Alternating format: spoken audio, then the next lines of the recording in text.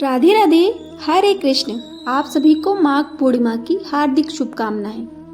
सनातन हिंदू धर्म में समय केवल गणना का साधन नहीं है, बल्कि वह स्वयं एक जीवंत आध्यात्मिक सत्ता है। प्रत्येक तिथि, प्रत्येक मास और प्रत्येक पर्व के पीछे कोई न कोई गूढ़ आध्यात्मिक रहस्य छुपा हुआ है। इन्हीं पावन तिथियों में माघ पूर्णिमा का विशेष स्थान है। माघ पूर्णिमा केवल एक व्रत या पर्व तक सीमित नहीं है, बल्कि यह धर्म, तप, दान, स्नान और आत्मशुद्धि का समग्र उत्सव है।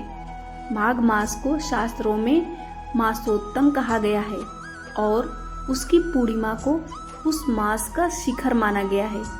जिस प्रकार पर्वत की चोटी पर पहुंचकर संपूर्ण मार्ग का अर्थ स्पष्ट होता है, उसी प्रकार माघ पूर्णिमा पर माघ मास की संपूर्ण साधना फलित होती है। माघ मास की कथा स्कंद पुराण के रेवा खंड में माघ माह से जुड़ी एक प्रसिद्ध पौराणिक कथा वर्णित है। यह कथा ब्राह्मण शुभ व्रत के कल्याण प्राप्ति की है। माघ स्नान की कथा में उल्लेख में आया है कि प्राचीन काल में नर्मदा तट पर शुभ व्रत नामक ब्राह्मण निवास करते थे। वे सभी वेद शास्त्रों के अच्छे ज्ञाता थे, किंतु उनका स्वभाव धन संग्रह करने का अधिक था। उन्होंने धन तो बहुत एकत्रित किया। वृद्धावस्था के दौरान उन्हें अनेक रोगों ने घेर लिया। तब उन्हें ज्ञान हुआ कि मैंने पूरा जीवन धन कमाने में लगा दिया, अब परलोक सुधारना चाहिए। वह परलोक सुधारने के लिए चिंतातुर हो गए। अचानक उन्हें एक श्लोक याद आया, जिसमें माघ मास के स्नान की विशेषता बताई गई थी।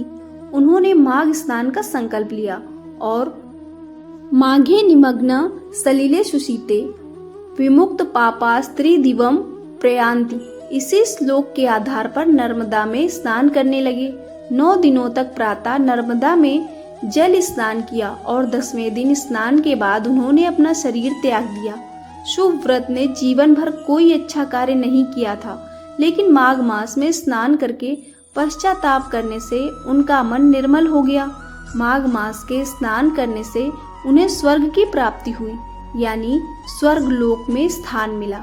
इस तरह जीवन के अंतिम क्षणों में उनका कल्याण हो गया और उनका परलोक सुधर गया।